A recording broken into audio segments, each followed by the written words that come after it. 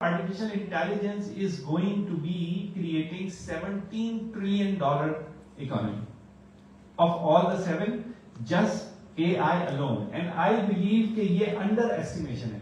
It is going to be much bigger than that. I believe it is underestimation. $17 trillion. This is the biggest. Number two कौन सी? तो बताएं आपके ख्याल में? Augmented reality. और कोई गैस?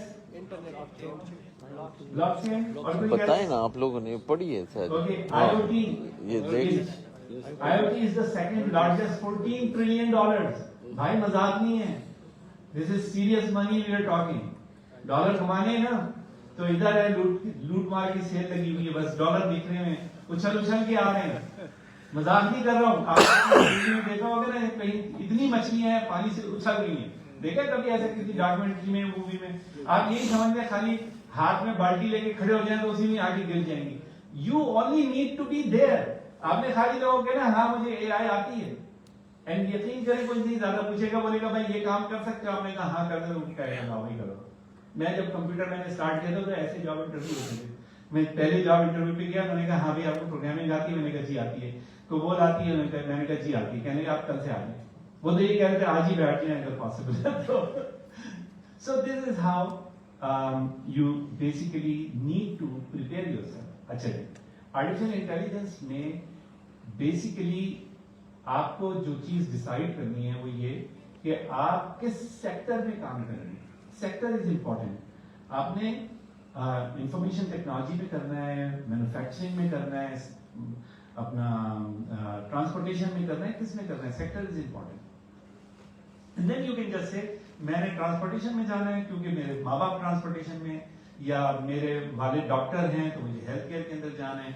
जो भी आप समझते हैं कि आपके बचपन से जिस सेक्टर का एक्सपोजर आपको घर पे मिला है, आप उसी में जाएं, उसी में आप कामयाब होंगे क्योंकि उसका आपको पता होगा। ओके, आपके पास चॉइस है, आप कहेंगे हम कंप्यूटर वाले हैं, हमें कुछ करने की जरूरत नहीं, it's up to you, you can do that. लेकिन आप यकीन करें कि जितनी कोडिंग जितनी तेजी के साथ एआई से हो रही है तो बहुत जल्दी प्रोग्रामर्स की जॉब्स कम हो जाएंगी। ये आपको मैं बता दूं। आप ये ना समझिए कि बेसिक कोडिंग करके तो जी हम जो है ना वो आगे बढ़ जाएंगे, ऐसा नहीं होगा। You have to be very creative. Okay ji, ये दो वीडियो मैं दिखाता हूं, अभी नहीं दिखाऊंगा। आप लोग अगर जो QR कोड अभी आएगा स्क्रीन पे उसको स्कैन करके अपना फीडबैक देंगे तो मैं आपको ये वीडियो भी भेज दूंगा। They are very interesting to tell you how far things go. ठीक है, ओके जी। प्रेजेंटेशन अब मैं आपको 10 स्टेप देने वाला हूं जो आपका एक्शन प्लान है, और उसके एंड के अंदर मैं आपको बता दूंगा कि आपका जो एक्शन प्लान है उसके लिए आपने चीजें क्या करनी है। 10 स्टेप्स हैं। अच्छा, आप में से मेजॉरिटी लोगों के काफी स्टेप हो चुके हैं, तो पॉसिबिलिटी ये है कि इनमें ज्यादातर काम आपने कर लिया है, लेकिन आपने 10 स्टेप्स को याद करने। पहला स्टेप है आपका लर्न द बेसिक, जो कि आप मोस्ट प्रोबब्ली ऑलरेडी कर चुके हैं। एआई की हिस्ट्री क्या है, what is AI, how does it work, machine learning क्या होती है, बेसिक चीजें, कॉन्सेप्ट्स की बात। ये सारे के सारे कॉन्सेप्चुअल बातें कर रहा हूं मैं। I am not talking about ये चीज अस्सी ने चढ़ा के हमने कोडिंग करनी है। I am not talking about that. Number 2, applications क्या है एआई की, कहां इस्तेमाल हो रहा है आज की तारीख में, हम सबको पता है, already we know. Number 3, again very simple, understand the workings on AI. अगर काम करने बैठेंगे तो क्या चीजें चाहिए आपको, इन्वायरमेंट डेवलपमेंट की कौन सी होती है, कहाँ पे कौन कौन से प्लेटफॉर्म्स हैं डेवलपमेंट के जो अवेलेबल हैं, ठीक है ना। डेटा कलेक्शन कैसे होती है, डेटा क्लेंजिंग किस तरह होती है, ट्रेनिंग कैसे प्रोवाइड की जाती है, सारी चीजें सिर्फ कॉन्सेप्ट के वाइज है। मैं आपको ये नहीं कह रहा हूं कि आप इन सब चीजों को सीख लें, सिर्फ इनके कॉन्सेप्ट आपकी समझ में आ गए। नंबर 4, मशीन लर्निंग की बेसिक्स क्या है, क्योंकि आमतौर पे लोग मशीन लर्निंग, डीप लर्निंग इसके अंदर काफी फंस जाते हैं। Deep learning is one aspect of machine learning, simple is that, कोई इतनी कॉम्प्लिकेटेड चीज नहीं, लेकिन आपको कॉन्सेप्ट क्लियर होने चाहिए, ठीक है। स्टेप नंबर 5, डीप लर्निंग की बेसिक्स क्या है वो आपने सीखनी है। स्टेप नंबर 6, बिल्कुल simple, again real world application in, और आप फिल कर दें, मैंने ये इंजीनियरिंग का लिखा है लेकिन आप फिल कर दें एप्लीकेशंस इन हेल्थ केयर। जो आपको मैंने कहा कि आपने सेक्टर डिसाइड करना है, बस वो सेक्टर लेके आपने यार इस सेक्टर में एआई की आज क्या एप्लीकेशन है, कल क्या होने वाली है। आप में से कोई मेडिकल वाले भी हैं? नहीं सर, सारे टेक्नोलॉजी वाले हैं, नॉन टेक कोई नहीं है यहाँ। कौन है नॉन टेक? आप कौन से उसमें कर रही सब्जेक्ट में? ज़ूलॉजी में। ज़ूलॉजी, तो ज़ूलॉजी के अंदर तो बेपना क्या कहते हैं अपना एप्लीकेशन है आर्टिफिशियल इंटेलिजेंस की, स्काई इज द लिमिट। तो आप जाके देखेंगे ज़ूलॉजी में, मैं आपको बताता हूँ, मेरा एक दोस्त है, वो क्या कहते हैं ब्रिस्टल जू के अंदर काम करता है, मेरे जू वालों से बहुत ताल्लुक है, और उसकी एक्सपर्टीज पेंगुइन्स के अंदर है, और जो पेंगुइन्स की स्टडी बुक है वो भी मैनेज करता है। तो हर साल वो जाता है पेंगुइन्स को ऑब्जर्व करने के लिए साउथ अफ्रीका के पास एक कॉलोनी है जिसको वो एनुअली मैनेज करता है। आज से 7 साल पहले उसने आर्टिफिशियल इंटेलिजेंस से एक प्रोग्राम बनाया जो तस्वीर लेके पेंगुइन्स को काउंट भी करता है और ये भी बता देता है कि वही पेंगुइन्स हैं या नहीं, क्योंकि उनके जो पैटर्न होते हैं वो यूनिक होते हैं। तो ज़ूलॉजी की आपको एग्जांपल दे रहा हूँ। So there lots of potential for zoology. तो आपने देखना है कि आपके एरिया में कौन सी एप्लीकेशंस हैं। स्टेप नंबर 7 जो है एथिक्स का है, कि क्या चीजें सही है करने की, क्या चीजें सही नहीं है करने की। आर्टिफिशियल इंटेलिजेंस में रेगुलेशंस क्या हैं, कौन सी चीजें हमें करनी चाहिए, कौन सी चीजें हमें नहीं करनी चाहिए। उसके बाद टूल्स एंड रिसोर्सेज के कौन से टूल्स अवेलेबल हैं। सीखना नहीं है टूल, आपको सिर्फ इंफॉर्मेशन होनी चाहिए कि यार ये हैं, किसी और की बातों में नहीं आए, खुद मालूम करें कि यार ये चीजें हैं जिनसे ऊपर मुझे काम करना चाहिए। स्टेप नंबर 9 एआई का फ्यूचर क्या है, उसके ऊपर फोकस करें, कहां जाएगा और कौन सी एप्लीकेशंस आ रही हैं, क्या पॉसिबिलिटीज हैं। जर्नल एआई जो है, ये स्ट्रॉन्ग एआई जिसको कहते हैं, वो कब आ रही है। कुछ लोग तो कह रहे हैं नेक्स्ट ईयर आ रही है, कुछ लोग कह रहे हैं इस साल के एंड में जो है वो जर्नल एआई जिसको हम ज्यादा स्मार्ट कहते हैं, एंड ऑफ दिस ईयर। मैं नहीं समझता end of this year, but by 2026-27 you can easily expect that there will be candidates for journal AI। और ये सब 9 स्टेप करने के बाद सेलिब्रेट करना ना भूलें।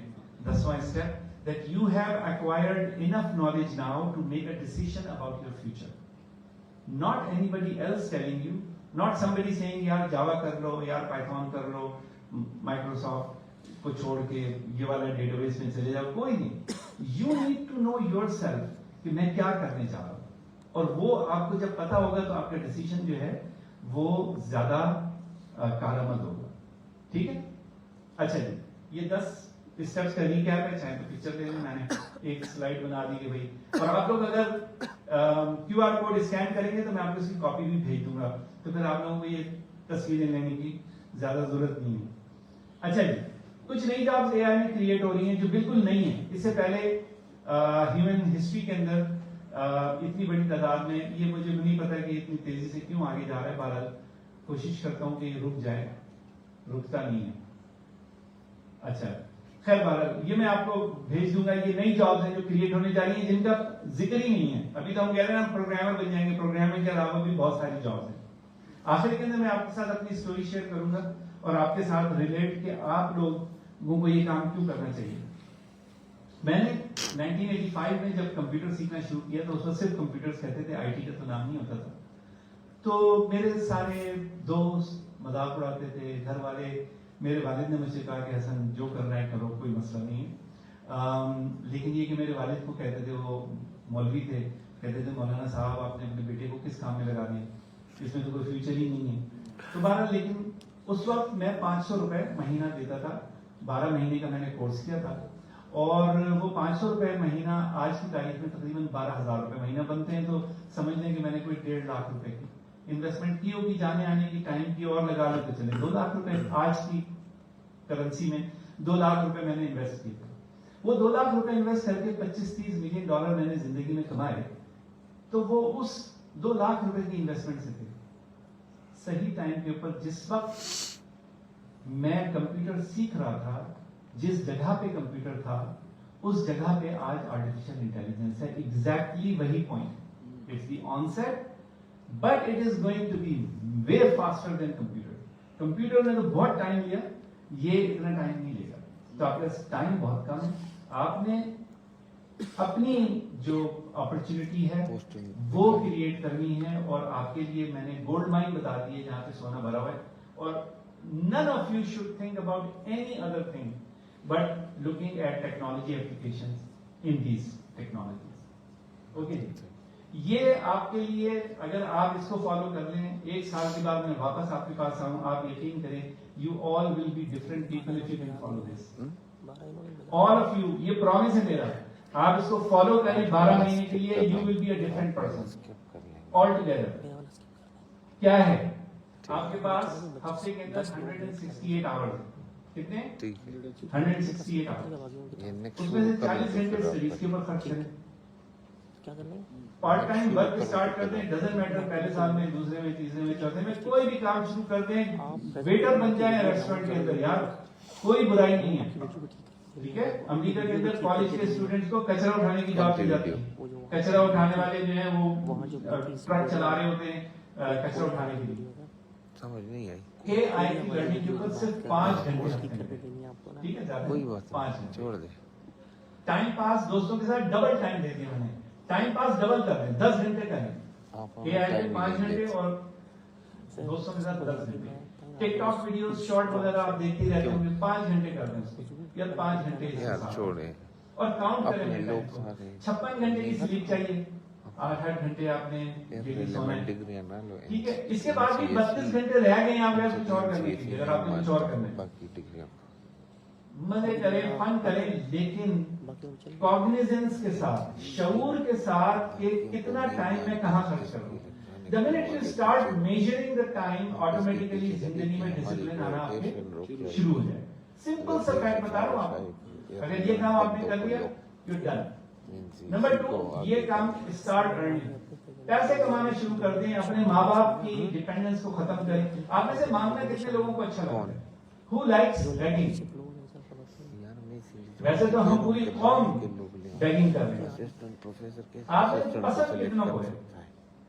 किसी को है?